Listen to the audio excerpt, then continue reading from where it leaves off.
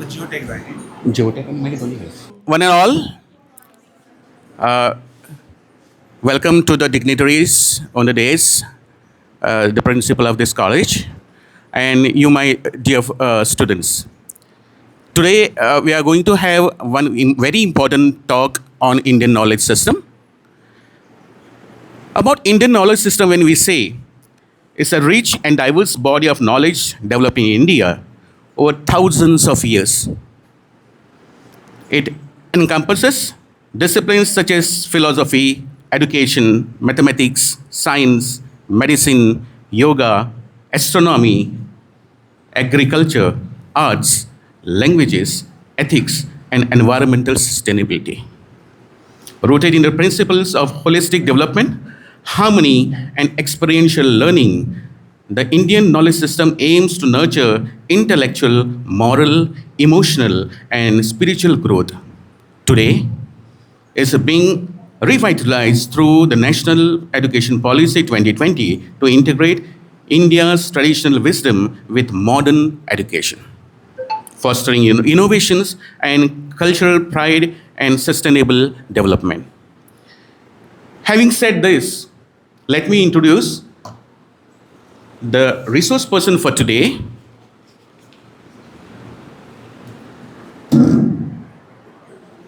Dr. Ved Chaitanya ji. He comes from the family devoted to the service of Chinmay Mission, an electronic and telecommunication engineer from Pune.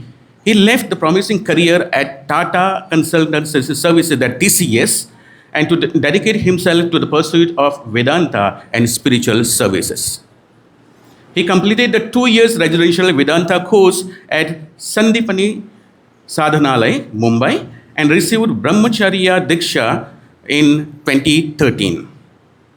He was subsequently posted to the Chinmay Mission Center, Navi Mumbai, and is presently serving as Chinmay Vishwa Vidyapith and Chinmay International Foundation, Keralam. An inspiring and powerful orator, he himself, which is known for his making of the timeless wisdom of the scriptures as accessible and relevant to the contemporary audience. His discourse, interactive workshops, and numerous YouTube lecture series are widely appreciated by seekers across the globe, especially the youths. Beyond his spiritual pursuits, he is an accomplished tabla player, an avid ride biker, and a passionate cricket enthusiast. Vedji is also proficient in Sanskrit and secured the first rank globally in the Sanskrit examination conducted by the University of Cambridge, United Kingdom. He holds a master's degree in Sanskrit and a Doctor of Philosophy, that is a PhD, in Advait Vedanta from Chinmay Vishwa Vidyapith. May I request Bhargavi to offer him a flower to welcome him. So welcome to this college.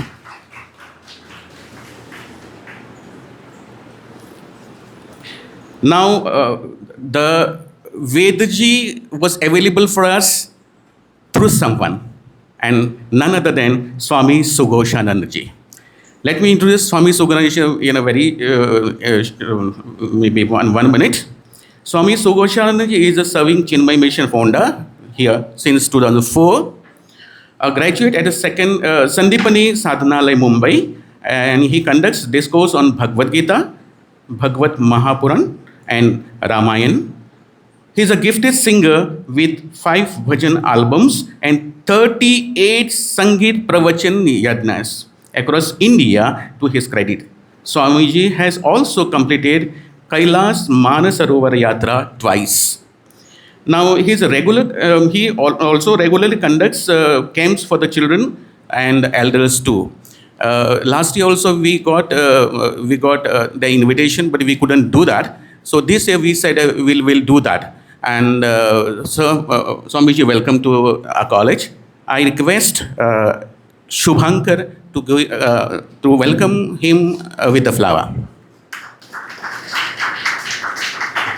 We also have Miss Sejal, who is assisting them and assisting in Chinmay Mission programs. I request again Sejal to welcome Sejal.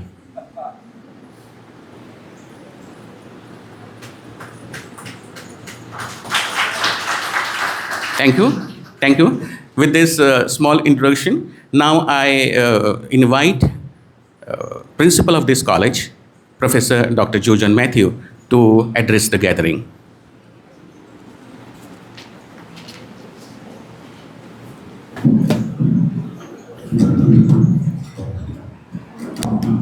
Good morning. We are privileged to have our two important guests today among us. Already Mr. Sanjay Govekar introduced them, but my duty is to once again formally welcome them to this college. Indian knowledge system, as you all know, is the knowledge that has been developed over thousands of years. And today, through national education policy, we are trying to incorporate this knowledge into modern education, science, and other faculties. So, we have an IKS cell, and we have organized various programs through IKS cell to realize this objective. We are running a add-on course, Vedic Mathematics. Last year also around 30-40 students, they attended that program. This year also we have started. And of course we have organized various talks on IKS in the past. And I appreciate and congratulate the IKS cell for organizing such programs for the benefit of our students. And today we are really privileged to have Brahmachari Dr. Ved Chaitanya ji among us. Already you have heard an introduction about him. He has done his PhD in Advaita Vedanta, and he is a very renowned speaker. So today we are really privileged to have him in our midst. So I welcome Swamiji to our college. We also have Swami Sugoshananda ji. Already Sir Sanjay introduced him. He is serving Chinmaya Mission Ponda since 2004 and organizing various programs for the young people. So today we are really privileged to have him also in our midst. I would like to welcome Swamiji on behalf of the students and the staff and the management. And I am sure that this talk will enlighten you and motivate you so that you will be able to incorporate most of the things that we are going to learn today in our teaching, in our future life, because we are all going to shape the future of our nation. No nation can rise above the level of its teachers. So how much you can contribute to the nation depends on your knowledge. So you need to understand all these aspects, then you can be a better teacher. As I always say, a teacher commits a mistake, the entire generation is gone. If doctor commits a mistake, only a person will die. So teacher's job is a very important job, the most important job than any other job. So please pay undivided attention and try to note down the points. Maybe at the end, if Swamiji allows, you can have an interactions also with him. So use this time very profitably, and I wish all the best for the talk. Devaragaram.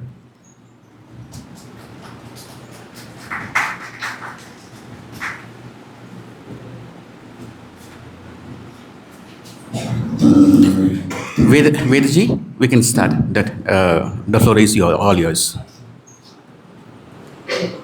तमस्तु मा विद्विषावहै ओम शांति शांति शांति समस्तजनकल्याणे निरतं करुणामयं नमामि चिन्मयं देवं सद्गुरुं ब्रह्मविद्वरम्. Hari Om. Please say Hari Om when I say Hari Om. Hari Om. Thank you. Before we begin,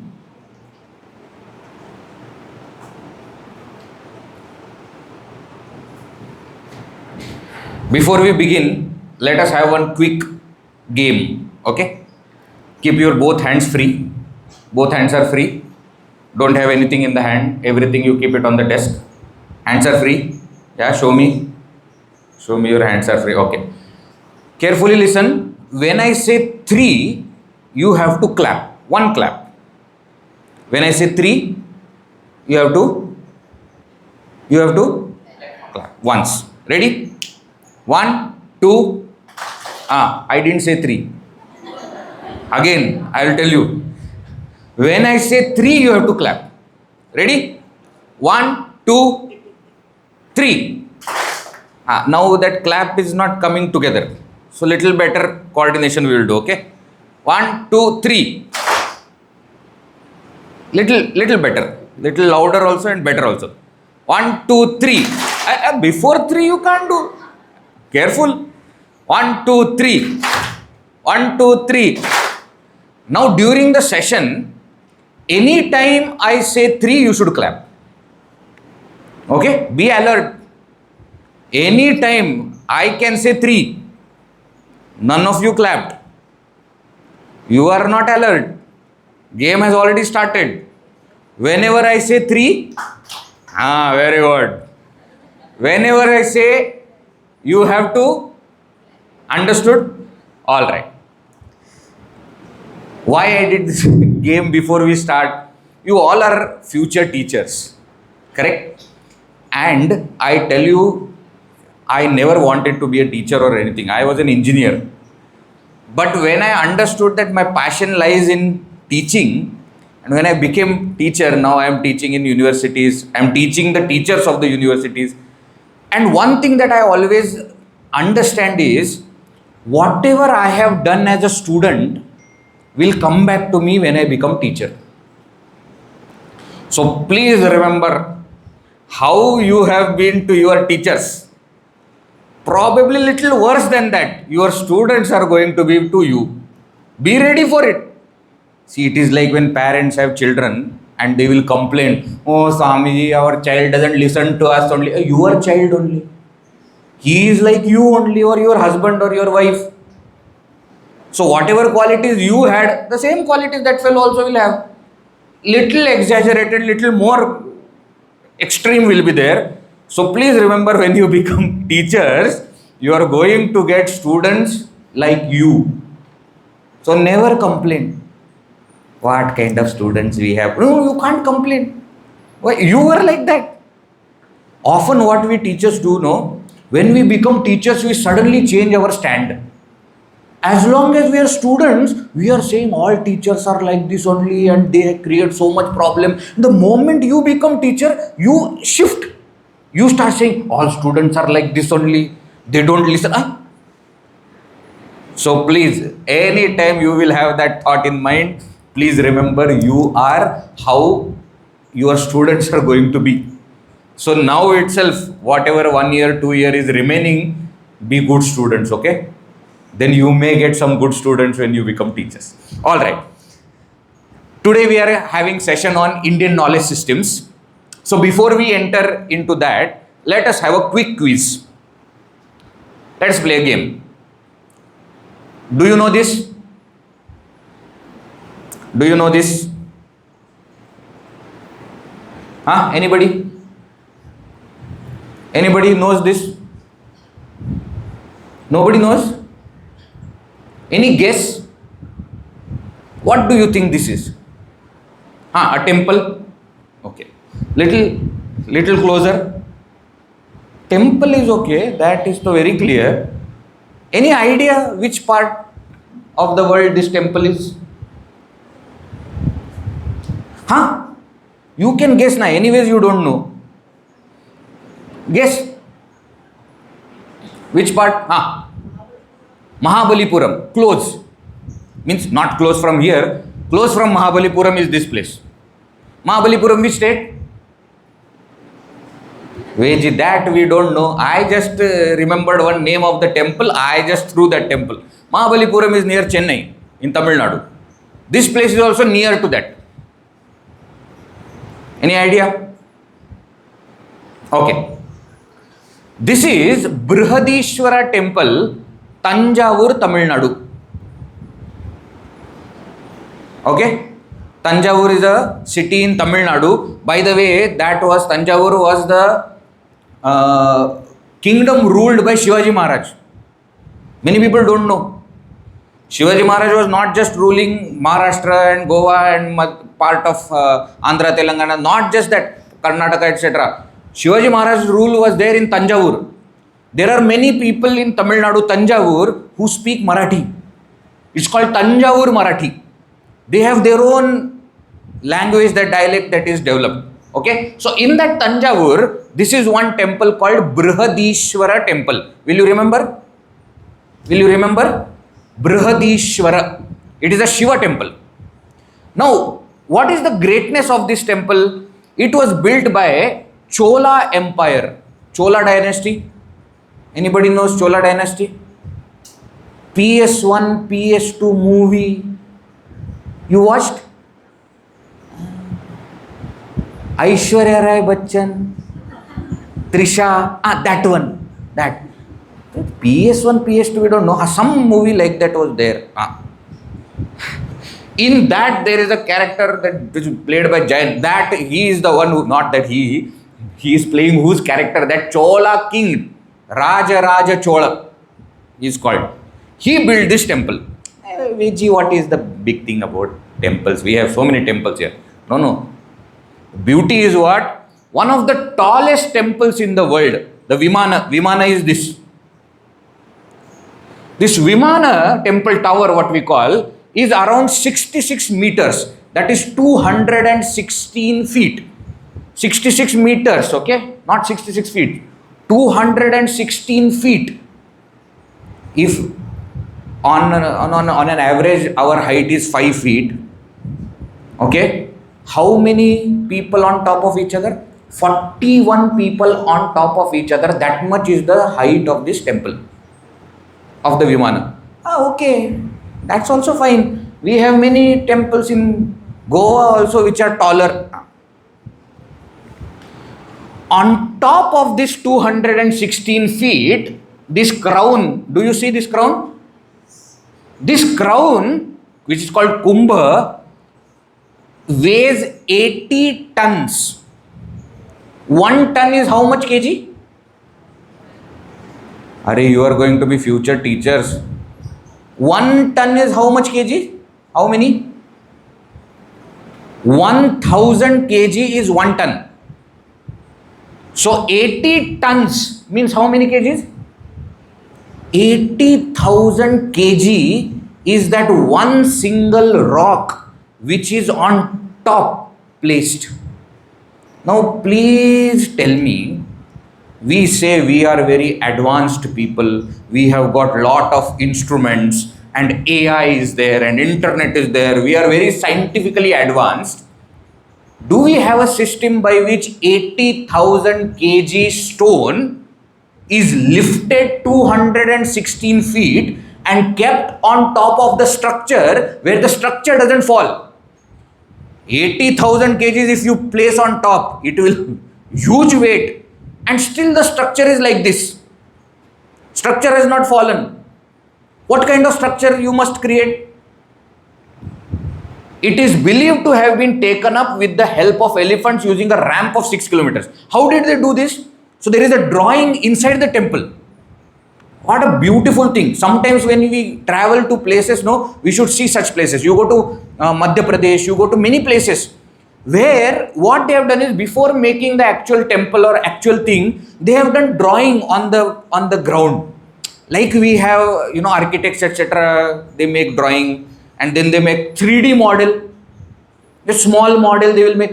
In many places in Madhya Pradesh, there is a 3D model also. So before making the actual full-size temple, they have made a drawing, they have made a small model, and then they have built a temple. So there is a drawing which shows that behind the temple, they had put a ramp, 6 kilometer distance ramp. And using elephants, they took this 80,000 kg rock on top and kept it. And all these things they did. just 1,000 years ago. Just 1,000 years ago. Not very long. Why I am saying like this? Remember, the history of Bharat is very long. According to our history, 1,000 years is recent. Mind you, for most of the countries, their entire history is not 1,000 years. US, etc., 500-year history is there to that country. Our 1,000 years means just now. 1,000 years back. 1,000 years back they did this. You understand the significance. We think 50 years back, when there was no internet, people used to live a barbaric life. And 1,000 years back they had instruments, brain and skill to build this. And you know, for last 1,000 years, the temple is still standing. Even when earthquake happened, tsunami happened, everything happened, nothing happened to the temple. It is there. Even today you can go and visit the temple, Brideshwara temple, Tanjavur, and you can see. And on all these stones, you will see lot of writings in Tamil, in Telugu, in different languages, where all these things are mentioned. How to make alloys, how to make so many things that they are telling. One thing that. Next. This you should know, okay?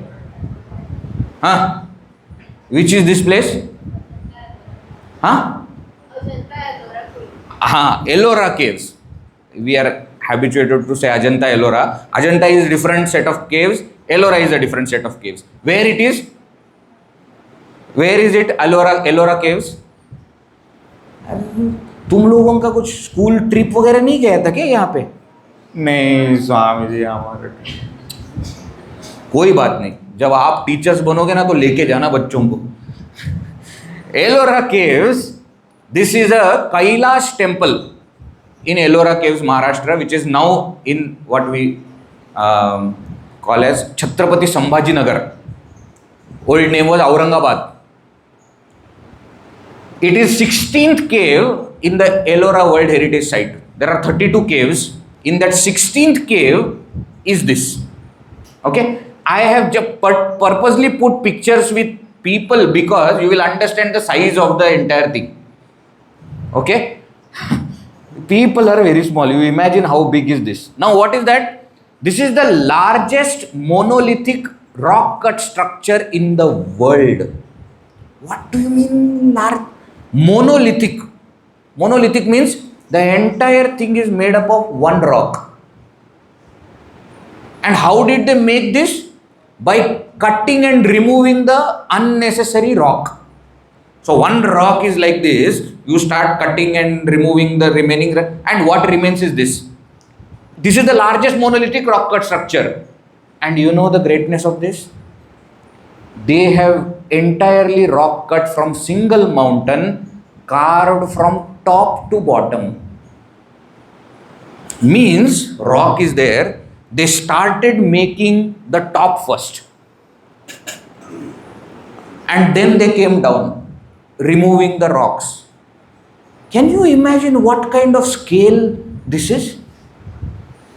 They say 2 to 4 lakh tons of basalt rock was removed. 2 to 4 lakh 1,000 kgs.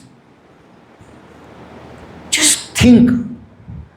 Today, if we have to take up any such project, we will not be able to even dream of such project. And they did it. Just 1200 years ago. Just now. This was done 1200 years ago by Rashtrakuta king Krishna the First. Now please tell me, do you think all these things that they built is possible without any proper system of knowledge? Do you think? Do you think they can do this without instruments? Without creating different mechanisms by which it can become easy? See, for this to be symmetrical, for this to be straight, for this to... So many things are required, isn't it? It is not easy. Imagine you have to build a temple with 80,000 kgs rock on top, then what we call nowadays as supply chain management, deciding that at a time in 4 different places work is happening, after you will work, after you will work, after you will work, and then everything has to be coordinated. The manpower should be there, which is skilled labor, not just anybody. Imagine you are making this big structure and you make one mistake. That mistake is going to remain because this is a rock cut sculpture. Not that you are bringing rock from somewhere, making and keeping. So if you make a mistake, no problem. You throw this, make another one. You can't do that. You can't do that here because the rock is already there. You are just carving it. Imagine the skill set. Imagine the precision. Imagine the vision of the king to have something like this. Do you think it is possible without a proper system of knowledge? It is not possible. One more, last.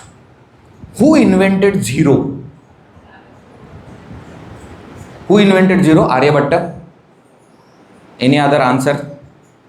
Because that answer is not perfect.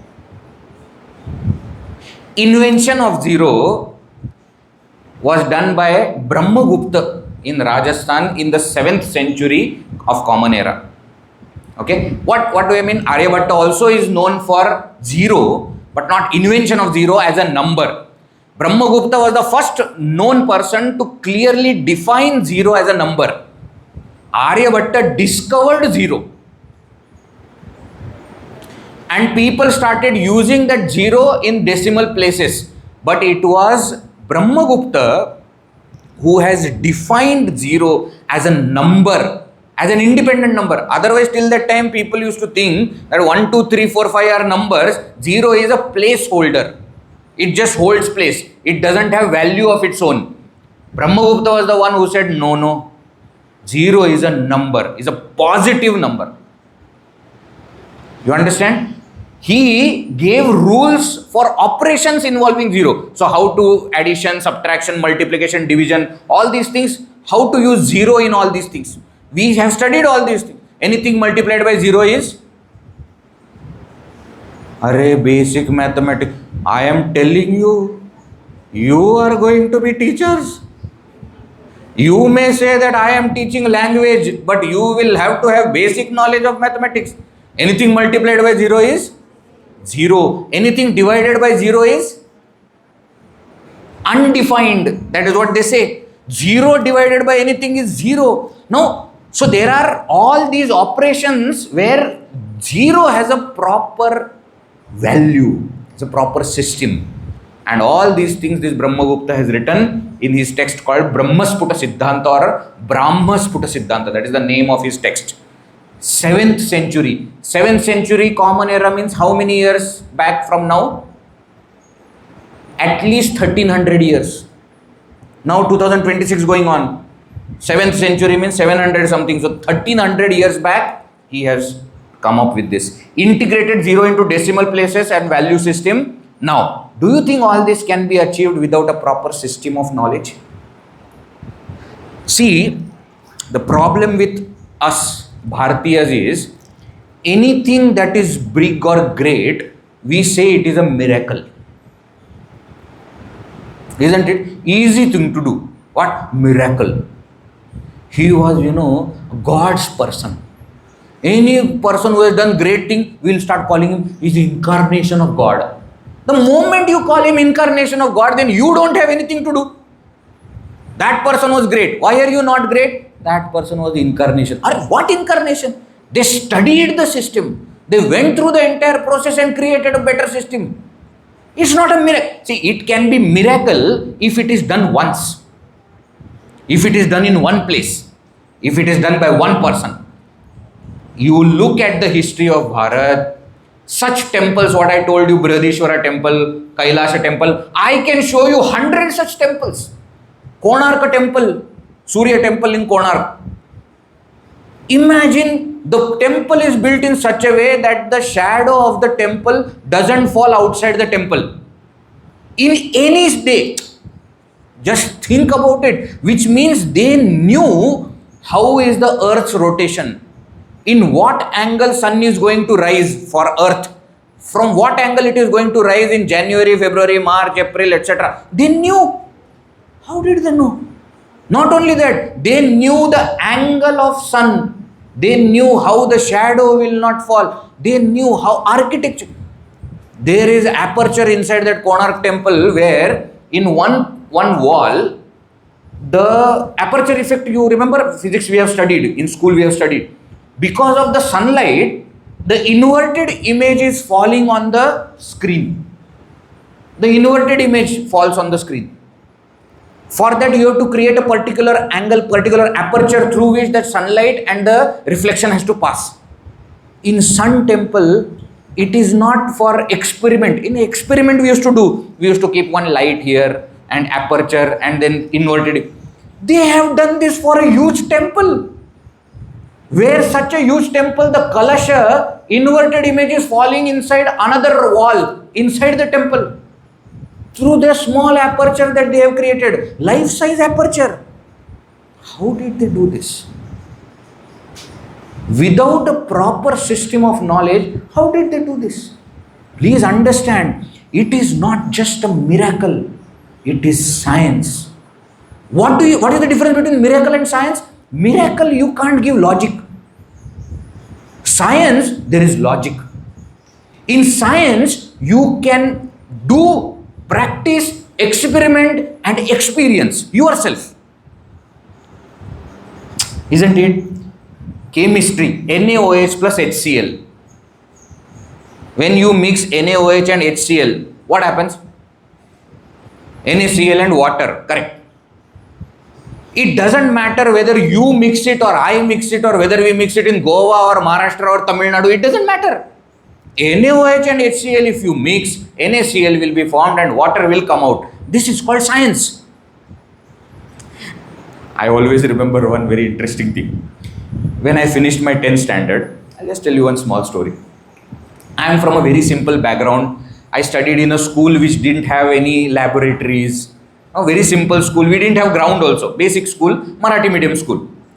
First time after 10th, I went to a big college, modern college, and so many students, some 200 students were there in the science branch. And our first day of chemistry lab, and huge chemistry lab was there. There were so many tables, and on the tables those beakers and test tubes and different solutions. You remember? All that was kept. And I was so excited. First time I am seeing all these things. And so many people standing. And the teacher came, the lab assistant came with mic. Why? 200 people, how will you talk?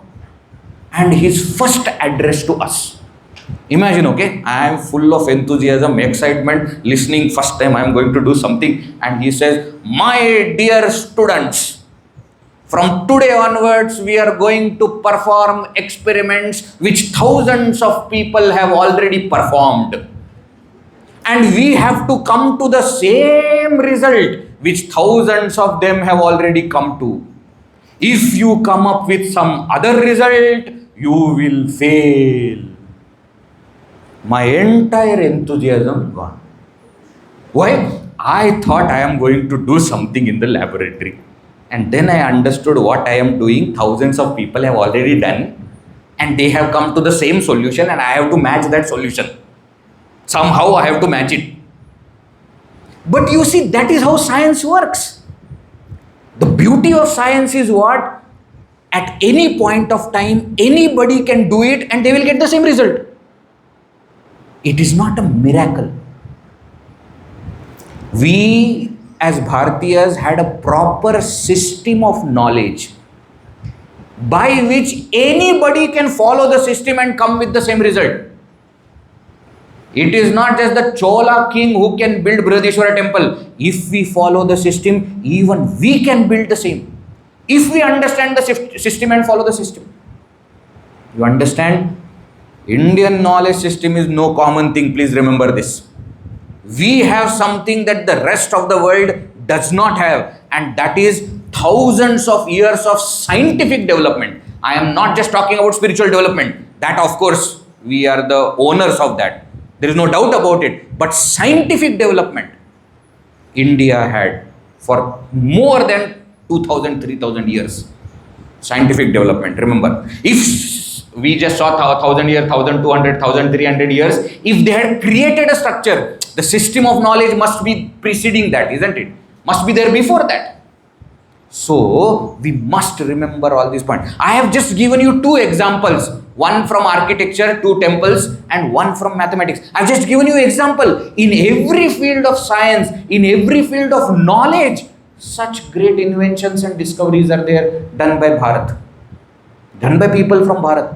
You know, Pythagoras theorem already existed. It was not called Pythagoras theorem, right? So all these things are there in our text. But what has happened? 2,000 years of foreign rule. Carefully listen to what I am saying. In 500 BCE, before Common Era, that is before Jesus Christ, 500 years before that was the first invasion on Bharat. First time somebody came from outside, looted us, plundered us, and ruled over us. First time. 500 BCE till 1947 CE. For 2,400 years, we had more than 60 invasions. More than 60 invasions. Continuously people from outside coming, looting us, taking away everything, burning everything, destroying everything, going back. Some of them staying and ruling. 2,400 years of foreign rule, continuous invasions, and therefore we are made to think that we are nothing, that we are good for nothing. Oh, you eat with hand, chi. We eat with spoon. Idiot you are if you are eating with spoon. Hands are given by God like that. There is no instrument in the world better than the hand. Can you eat pizza with fork? Can you? Some people try. You can't. Forget, even if you can eat pizza. Rice. Mau भात. गोव्यामध्ये करतात ना मऊ भात. तर पातळ भात असतो. Page हा पेज. फोर्कनी खाव बरं. फोर्क घातलं की सगळं पाणी त्याच्यातनं बाहेर पडेल. Isn't it? Can you name one instrument by which you can eat all kinds of food? You can't. And that's why they have fork different, butter knife different, spoon different. Our hands, one instrument doing everything. You can eat chapati also with sabji, chapati separate, sabji separate, rice, everything you can eat. When God has given us this instrument, you have given up that instrument, used other instruments and doing pathetic job. And then you are calling us barbaric. Today psychology has proved, in scientific terms, eating with hand gives you more nutrition than the instruments. Imagine. They are saying you create connection with the food when you eat with hand. The psychologists are saying, okay, not me. I am engineer. I have nothing to do with psychology. Somehow we were made to think that we are lower than others, that we didn't have proper way of living, and somebody from foreign came and taught us how to live. Kahe ka taught us how to live? They themselves don't know proper way of living. What are they going to teach us? 77 years we have been independent, correct? Not after 200 years of British rule, but after 2,400 years of invasions. For 77 years we are free and we are competing with the best nations. We have already surpassed UK, Britain, Great United Kingdom, which ruled over us for 250 years and looted 40 million or trillion. I don't even know how much money they have looted from us. And in 70 years, we have surpassed them in economy, not in spirituality. In their stream, in their field, we have surpassed them. This just does not happen by miracle. Please understand, there is a very strong system of knowledge. Even after they tried destroying everything, we have still retained this great system of knowledge. It is not a joke. Great cultures of the world you see. Egyptian culture, what a great culture. In 50 years, the culture was destroyed. 50 years, somebody else ruled on Egypt and the culture was destroyed. Today, what we have is only dead pyramids and dead mummies inside it. There is no human being following Egyptian culture. And 2400 years, somebody invaded us and ruled over us. Still, we have a culture intact. Still, we are following the knowledge system of Bharat. It is not a joke. It is the sacrifice of many, many ancestors. It is the contribution of so many great thinkers that we have got this. It is not a joke. Please remember. That is what we call as Indian knowledge systems. Please don't study your Indian knowledge system as one of the subjects. Like you have mathematics, chemistry, biology, like that IKS also is there. Hey, understand what you are doing. Understand what you are studying. You are studying about a system which is there for so many thousands of years. It is not just a simple thing. Let us understand it a little bit further. I am told by your principal sir that you have been studying IKS, you have been listening to different people about IKS, you have a subject also, I think. What is IKS? Can anybody define IKS? Indian knowledge system. I don't want Chatur Ramalingam definition, okay? Rancho definition is also fine.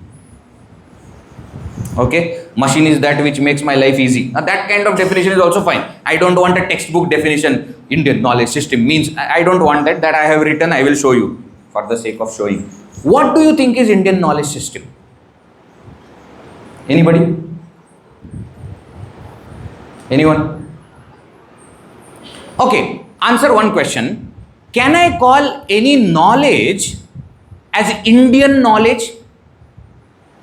Is there a difference between Chinese knowledge, American knowledge, Britain knowledge, Indian knowledge? Can knowledge be divided according to region? Can you? Can you say that this kind of knowledge only India had? Can you claim like that? No. Why? Knowledge is universal. Anybody can come up with that knowledge. So when we say Indian knowledge system, please don't think that it is Indian knowledge. It is Indian systems of knowledge. In Sanskrit, the word is Bharatiya Jnana Paddhati. Bharatiya, Indian, Jnana, knowledge, Paddhati, system. It is not Bharatiya Jnana. It is Jnana Paddhati which is Bharatiya. Do you understand what I am trying to say? It is not Indian knowledge. It is Indian systems of knowledge. And when you call something as a system, there is a structure to it. It is not random knowledge that, today I thought of this. It is not that random kind of knowledge. We all have that kind of knowledge. Nowadays, the source of that knowledge is a great university called WhatsApp University and Instagram University. Are you aware of these universities? Oh, everybody there is a source of knowledge and keeps on giving knowledge. What is the authenticity of it? Don't ask. Then they will, we get WhatsApp forwards and mostly we will get it from our mother or our aunt or some elderly person. Forward. What? Bhagavan Shri Krishna said to Arjuna in Bhagavad Gita. What? Arjuna, don't worry. If one girl goes, another will come. Girls are like buses. When one bus goes, another comes. Now please tell me, when Arjuna and Shri Krishna has come to Kurukshetra to fight the battle of their life, when in few days either they are going to die or they are going to win, will they discuss about girls? Do you think? Both of them are married. Shri Krishna is married 16,008 wives. He has enough of that. He's finished all that. Arjuna also is married. 2 wives, children, all is there. You think they will discuss this? But the moment you put something as Shri Krishna said to Arjuna, Shri Ramakrishna Paramahamsa said this to Vivekananda. And what was the question Swami Vivekananda asked? How to focus our mind on our studies. Have you read Swami Vivekananda's life? Even as Narendra, he was one of the strongest intellects, and his focus was what he was known for. You remember the different stories of his life? You think he will ask a stupid question to Ramakrishna Paramahamsa? But no. WhatsApp University has told me. WhatsApp and Instagram comes up with random knowledge. There is no system to it. Please understand. Nobody can believe on random knowledge. Why? Because it may not stand the test of time. Today you think it is correct, tomorrow it will change. Isn't it true? Don't you see all these things happening? One day Ronaldo plays well, you start calling him GOAT. GOAT, greatest of all time. Next day he doesn't play well, you say he is the worst person in the world. That is how the social media is. Surya Kumar Yadav won the World Cup for us. Everybody saying, Surya, Surya, Surya. Then somebody says, but he is not playing in the entire tournament. He only played one match. Oh, he should be removed. He should be removed. He should be removed. So they remove him, put another person, Shreyas Iyer, Shreyas Iyer, Shreyas Iyer. Then he loses the match. We are worst captain in the world. What is happening? Every day you are changing your system. Why? Because there is no system. You just have some random knowledge, you take pieces from here and there and you promote it. Indian knowledge system is not like that. It is a proper system of knowledge.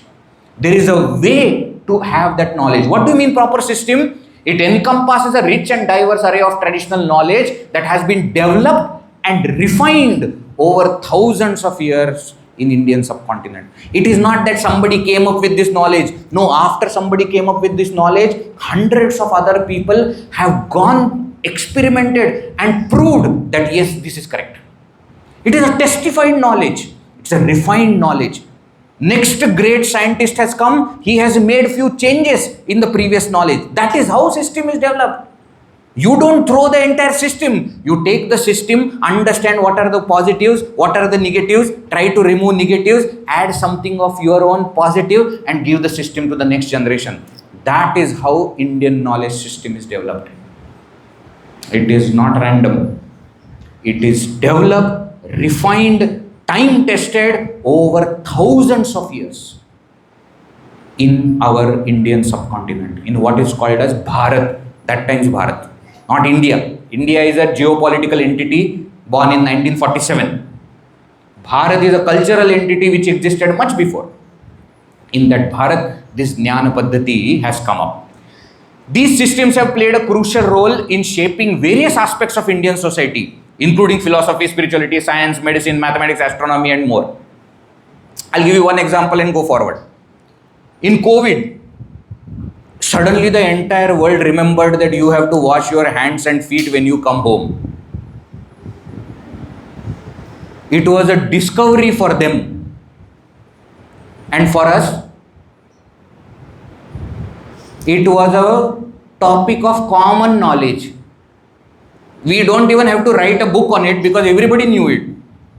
Any of us used to enter, even today when we enter our home, if you directly go into the kitchen and you ask, what is there for food? Mother will say, shh, first go, wash your hands, wash your feet properly and then come. Yes or no? In most of our traditional houses, outside the home, there is a tap. Is it there or not there? First you wash your hands and legs and then only you enter into house. We keep our footwears outside the home. Common knowledge or no? When COVID came, they remembered all these things. Imagine our medicine, our systems already know it. Why? Because Western world is seeing COVID for the first time. We have already seen it somewhere in the back, 3,000 years back, 4,000 years back. We don't know. And therefore some system those people have made it part of life. We are still following without understanding why. Hey, I am giving you one simple example. In all these fields, such things can be there. That is why Indian knowledge system is important, because it has a role to play in the society. Each of these systems continues to influence various aspects of modern Indian culture and in many cases has also made a significant impact on global knowledge and civilization. Today, India is not just creating some such knowledge system for us, but for the entire world. Yoga, for example, meditation, for example, spiritual knowledge, for example, entire world is looking towards us for this kind of knowledge. Mind you, one more thing, Indian knowledge system is not just about history of India. Please, that also point as teachers it should be clear to you. Indian knowledge systems includes some development that has happened this year or last year or 10 years back or 50 years back in India. That also can be called as Indian knowledge system. Say for example GST, say for example demonetization. All those commerce concepts can be taken because it is applied. The democracy that we have, it can be used as a proper system because it is developed in India. Yes, it has to stand the test of time, that we will check, but it can still be learned as a system of knowledge. If you think that system is wrong, make corrections, no problem, but it can still be called as system. So Indian knowledge system is not just about history of India, but even the present and future of India. All right. Now the question is, why? Why should I study IKS, Indian knowledge system? Why? Because it is inherent to us. We have done the tough part of learning complex language system, etc. Now we should do the easier task of learning simple language, simple system, etc., which is natural to us. Let me give you example. Anybody here who is doing B.Ed in English? English language, anybody? You have not selected your subject yet? You have, right? But English nobody is here, no? Thank you, because I am going to say few things which that teacher may not like. So let me tell. We are talking in English for last 1 hour. How is English as a language? Easy or difficult? What do you think? English is easy language or difficult language? Alright, give me some answer. What you think? There is no English teacher here. Why are you scared? I am not scared. Why are you scared? You tell. English is easy language or difficult language? How many people think easy language? Nobody thinks so. How many of you think it is difficult language? Only 2-3 people. Other people don't have opinion? I am asking full democracy. I am asking your answer, okay? Later on, don't tell. Nobody is asking us. I am giving you full freedom to choose. Okay, answer a different question. Between Sanskrit and English, which is a easier language to study? Together you said. What did you say? English. Correct? Let me tell you. English is the difficult language to learn and study. Sanskrit is the easiest language in the world to study. I am not just making statement because my heart is with Sanskrit. No, I am an engineering student first. Please don't forget. So I am telling everything by logic and I will prove it to you by logic.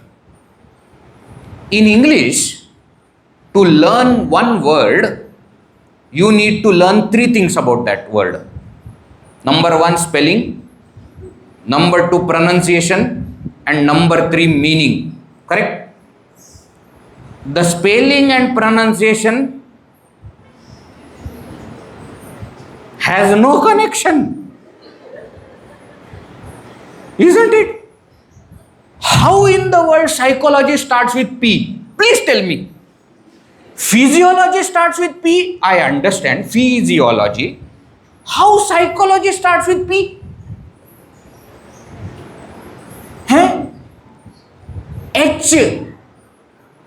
H. Ch. You are pronouncing H. Ch.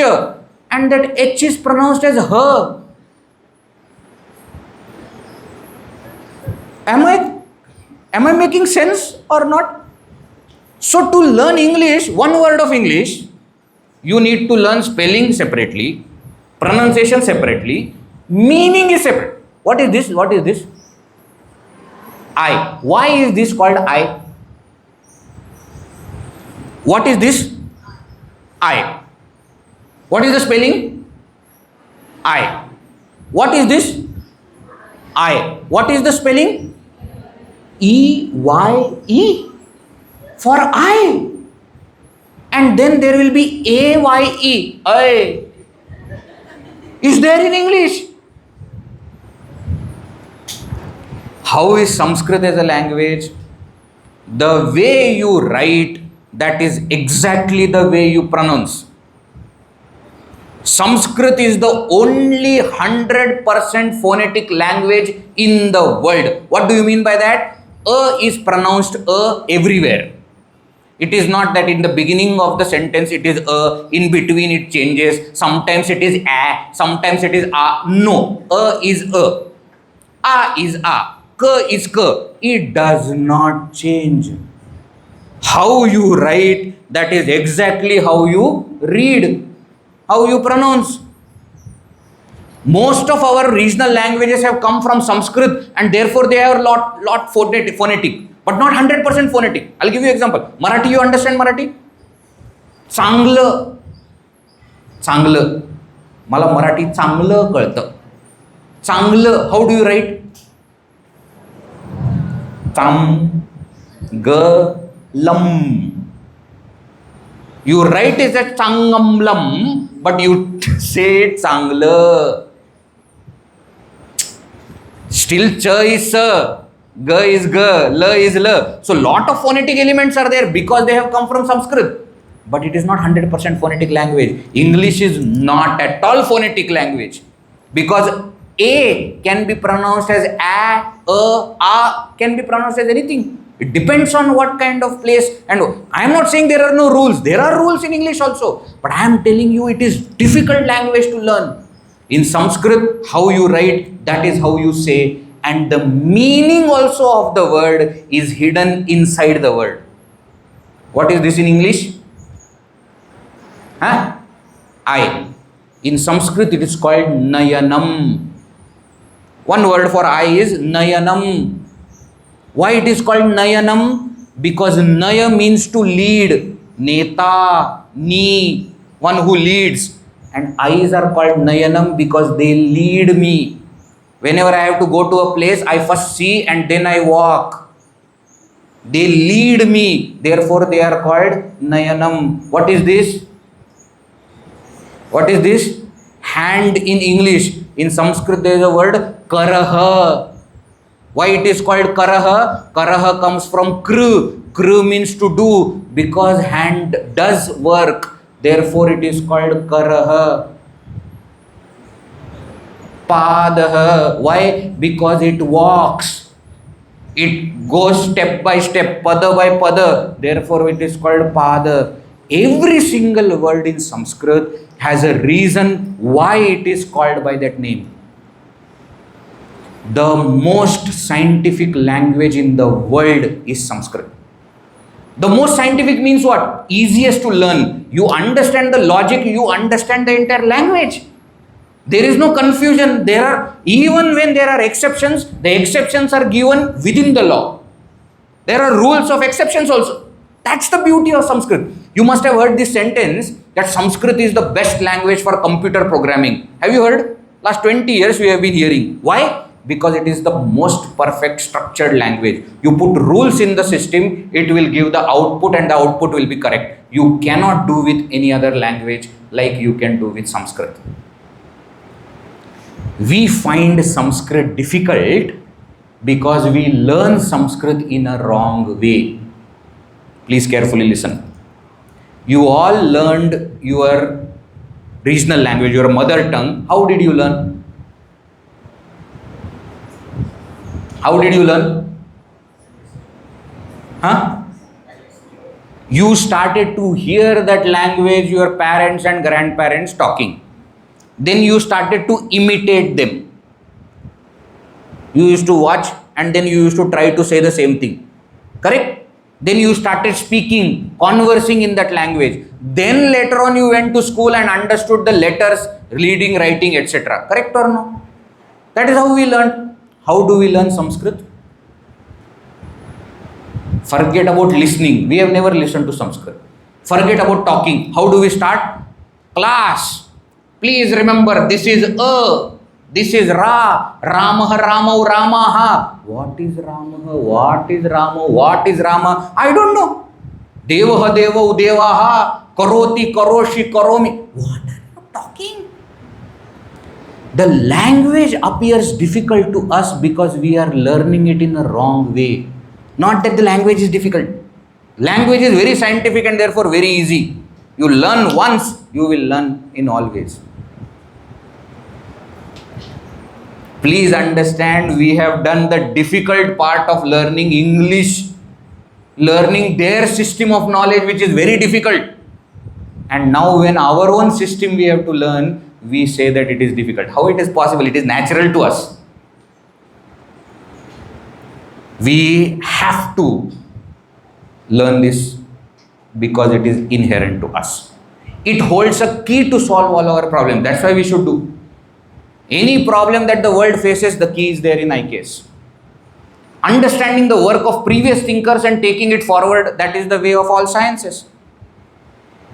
How many of you, while studying physics, went and sat under the apple tree waiting for apple to fall and discovered the law of gravitation? Anyone? No. Have you even seen an apple tree? If you have not gone outside Goa, I don't think you would have. In Kashmir, etc., there are apple trees. But we didn't go through all that process. What did we do? Newton has already come up with the law. I learn that law and I go forward. In the same way, whatever Indian system of knowledge is already there, I should learn it and then go forward. I don't have to discover everything, reinvent the wheel all the time. That's not required. Last slide. What can I do? Each one of us. What can we do for IKS? Know and learn more about IKS. I have just given you one glimpse. Bradishwara temple, Kailash temple, invention of zero. Such hundreds and thousands of things are possible. And they are all scattered in and around us. Please learn and know more about such systems of knowledge. Number 2, do research in your respective fields with the view of IKS. You are all teachers, future teachers. You are going to do research. You are going to create generations. It is important that in your own field, you do research in IKS. For example, I am teaching chemistry, I am teaching mathematics, I am teaching history, geography. Whatever subject I am teaching, I must do research in IKS field for that subject. Number 3, for the contemporary problems, find solutions that are rooted in IKS. The world is facing lots of problems. Mental health is one of the biggest problems that we have. I am telling you, Indian knowledge system can give the best solution for mental health. Because we have been living such a difficult life for thousands of years, and as a culture we have only grown. That means our system has something about how to solve mental issues. There will be something in it. We must go search for solutions which are rooted in IKS. Understand the vision of IKS and try to live by it, not just information on IKS. Understand the vision, understand how Indian mind thinks, how our ancestors must have thought. That's what you should do. Propagate it to as many people as possible. Every person whom you meet, you should discuss something about IKS. Do you know there is this kind of place in India like this? There is this kind of thing. Do you know this happened in India? Do you know? You talk about it. Everything that you know, you should propagate. If not me, then who will do it? If not now, then when?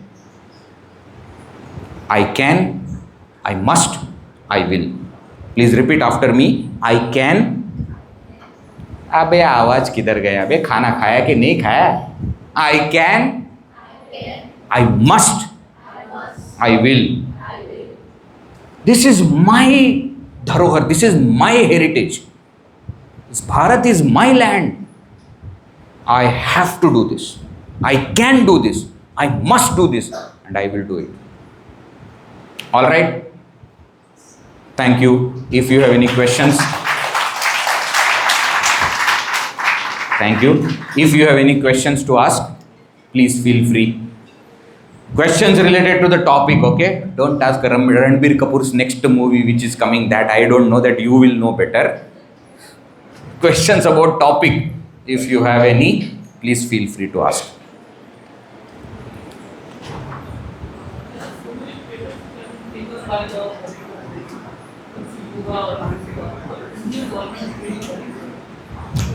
The question is, there are many patents which are taken by the foreigners on our knowledge. Say for example haldi, for example yoga, the patent is with others. So the question is, what is Indian government doing for it? My question is different. What are Indian teachers doing for it? What are Indian researchers doing for it? It's not government's job. It is researchers' job to say that this knowledge belongs to us. The intellectual property and the copyright should be with us. The patent should be with us. It is our job. It is the job of Indian teachers and researchers and thinkers. Government is supposed to do some other things. If you want government to do, you have to give enough proof to government. Then government will do. Government has done one very important job, and that is to introduce IKS in the schools and colleges. Actually, why government had to do it? Don't we have brains? But because we were not doing, government did. Now it is our responsibility to support. We have to find what are these patents that we should have. And we should fight that war. There is nothing wrong in doing it. So we should ask that question to ourselves. Why are we not doing? I'll tell you one reason why we are not doing. Because we have a huge gap. We have a set of people who are immersed in traditional knowledge, who have no connection with the modern field. And then there are thinkers and researchers in the modern field who have no contact with our ancient knowledge. There are so many people in Gurukulas, etc., Ayurveda they are learning, but they are not connecting to the present day medicine system. And then there are medicine systems that you are learning, you have no connection with the ancient traditions. Actually, to solve this issue in Chinmay Vishwavidyapeeth, our entire focus is to bring this IKS, Indian knowledge system, with CKS, contemporary knowledge system. Our entire emphasis is on to bringing both these together, make them do research together and make them come up with solutions together. Because there is something in our system, there is a lot in Western system also. We have to integrate it together. We have to put both these things together on one platform and see what can be done. So we organize different programs, different conferences for this, where both kinds of researchers and thinkers from traditional field as well as from contemporary field, they come together and they talk about it. That is the way forward. To reclaim what was always ours will take time. It's not easy. But we have to do it. We have to do it. All right. Anybody else? Any other question? Shall we conclude? Shall we conclude?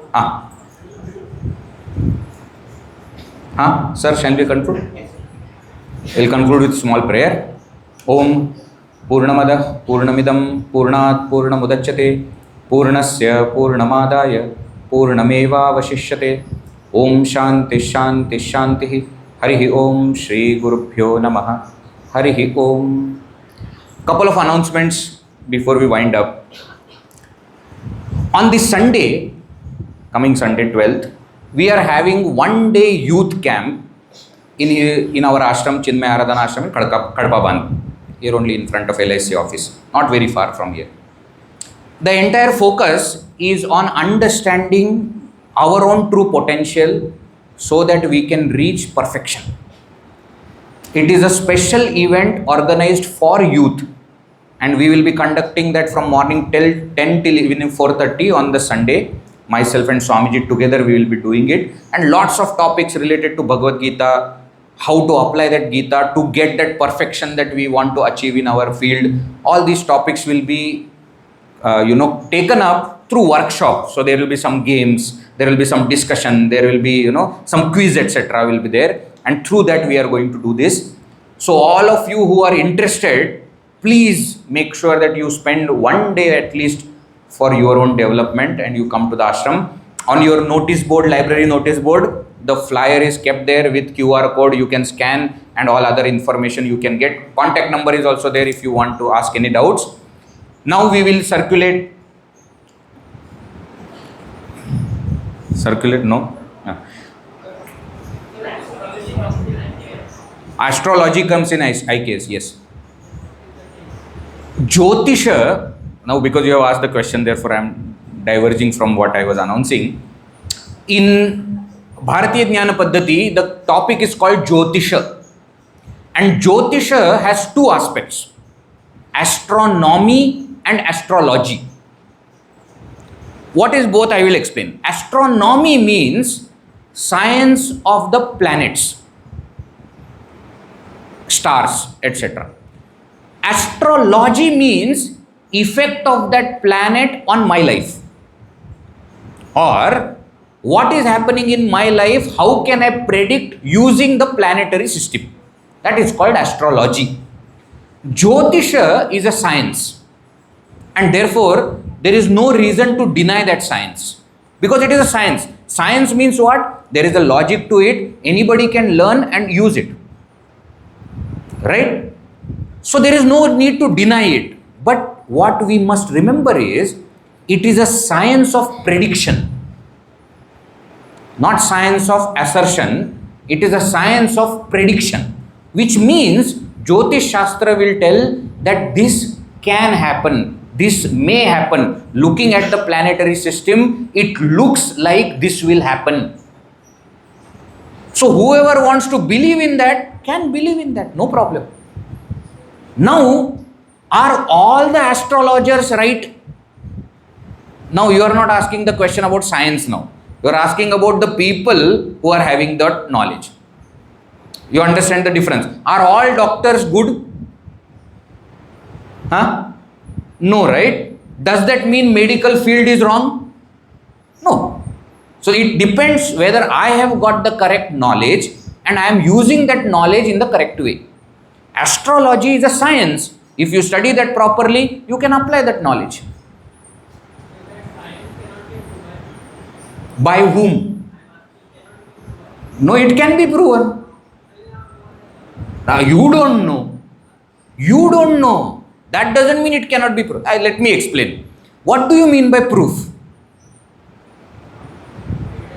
Evidence of what? See, now this is what has happened to us. Our entire system of thinking is Western thinking. Western thinking says whatever I cannot see is not a proof. They want proof means physical evidence. Whereas we are saying that there are certain things that can have physical evidence, there are certain things that can have mental and intellectual evidence. I will give you an example. Do you have brain? What is the proof? That is only picture of brain. Brain nobody has seen. Brain nobody has seen. Okay, let me take one step further. Do you have intelligence? Which MRI scan shows the amount of intelligence that I have in my brain? That is what I am saying. How do I measure by MRI scan? How much intelligence do I have? You cannot measure intelligence by using MRI scanner. By using MRI scanner, you cannot measure the intelligence. But in your exams, you are measuring intelligence, isn't it?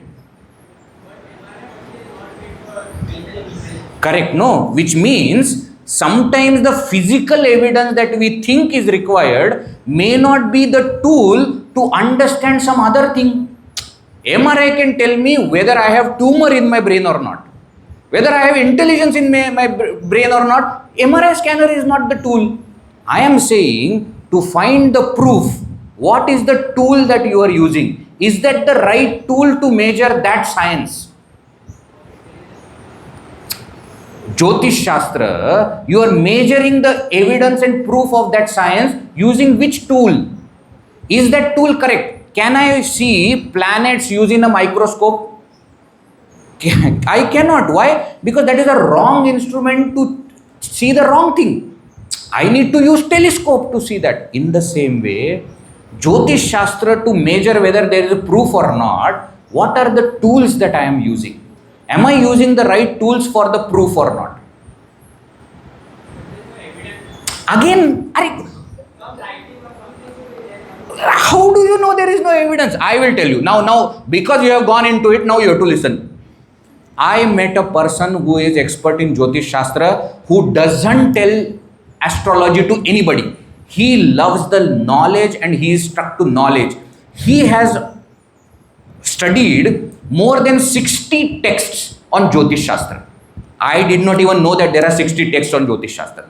But he told me the names also. He himself has authored 3 texts to understand in modern way how to understand the Jyotish Shastra. And this person came and told me that in Bhagavad Gita there are 67 verses on Jyotish Shastra. And I was stunned because I have been studying and teaching Bhagavad Gita for 13-15 years and I have not found a single shloka on Jyotish Shastra. And then he gave me example to decipher the entire technique. He showed me that in Jyotish Shastra there is a encryption and decryption method by which we can understand Jyotish related verses in other scriptures.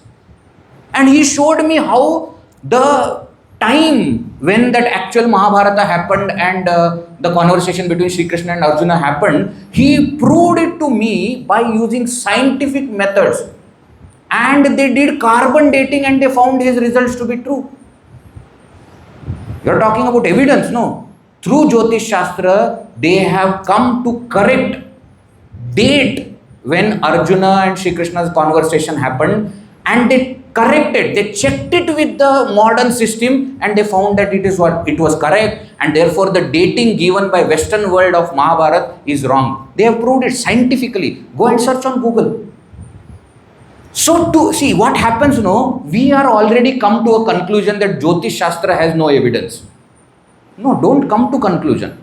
There may be evidence, there may not be evidence. Go with the right tool, search in the right way and see if there is evidence or not.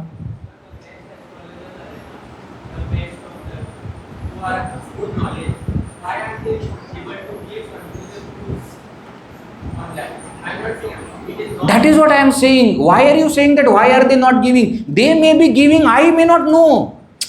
See, please understand. Please understand. To say that why are they not doing is to say that I know everything about that science. Why are they? We may not know. We come to know only those things which we are interested in. Huh? They are? Yeah, they are. How do you know? How do you know? Have you met any Jyotish Vidya?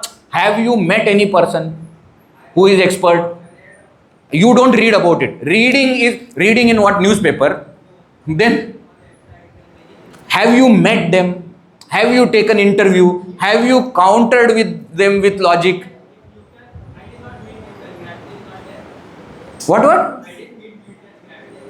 No, I am saying you may meet Newton, you may not meet Newton, but you can go to the lab and experiment on Newton's experiment. No.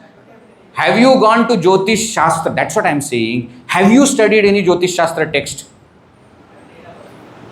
Reading about it will not make you expert in that science. No, my dear. I have read about so many things, and according to my reading, Ronaldo is a useless player. My reading is no source for anything. Please go and study Jyotish Shastra. And then you tell me whether there is proof or not.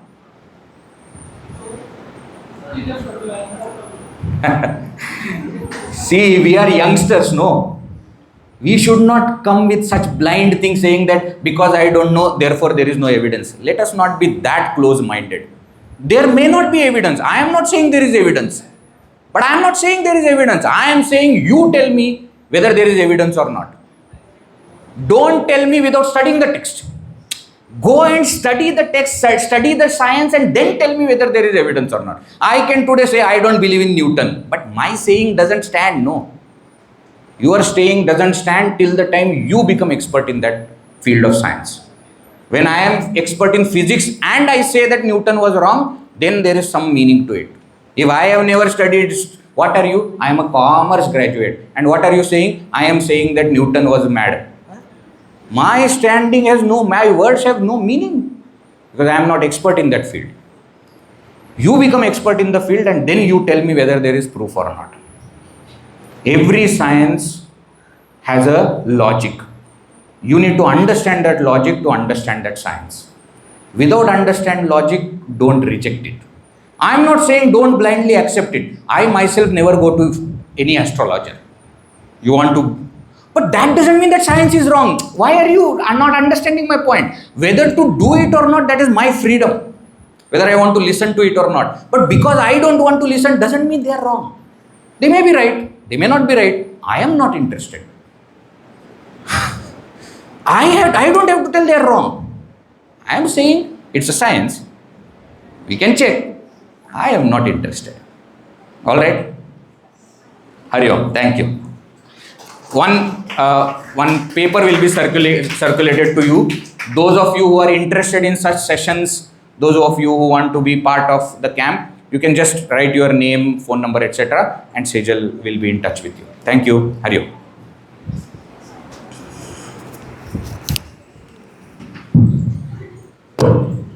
Thank you so much, Swamiji, for this wonderful discourse.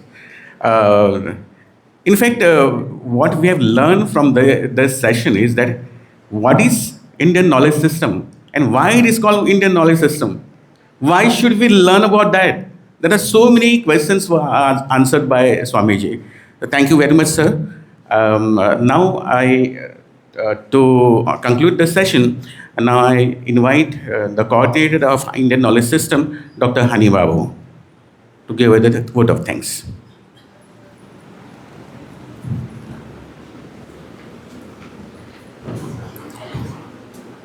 Very good morning to one and all. Respected Principal Sir Dr. Georgian Matthew, distinguished guest Dr. Ved Chaitanya and Swami Sukodanji, teachers and my dear students. It's my privilege to extend the vote of thanks, and today we are so grateful to have such spiritual experts from Chinmaya Mission Center here. On the behalf of everyone, I extend my heartfelt gratitude on the behalf of our institution and the management. Dr. Ved Chaitanya ji, your session was inspiring and enlightening to us with the scientific knowledge, spiritual and motivational elements. Your words were really encouraging and helped us to reflect on the strength of our ancestral knowledge, culture and values. The wisdom which we should earn and wisdom which we should be proud of, that you reflected us. So that was the greatness of the session. And the takeaway is what we are earning and what we own. We should understand that and we should be proud about that. So it was really inspiring talk. And I would also like to extend the gratitude to Swami Sugodanji for his presence and Madam Sajal for technical capturing of the session. This session was actually organized and Swamis were brought here, and all this was done by Mr. Sanjay Govekar sir. So really heartfelt gratitude for that, you sir, on the behalf of IKSL. I would also like to express gratitude to all the IKSL members, the teaching staff and the students who worked behind the curtain for making this session a successful event. Special thanks to all the participants for your enthusiastic presence and undivided attention. I'm sure that all students were undivided attention paid to the session. So that was really great. Once again, thank you for everyone who contributed for this wonderful program. Have a great day ahead. Thank you.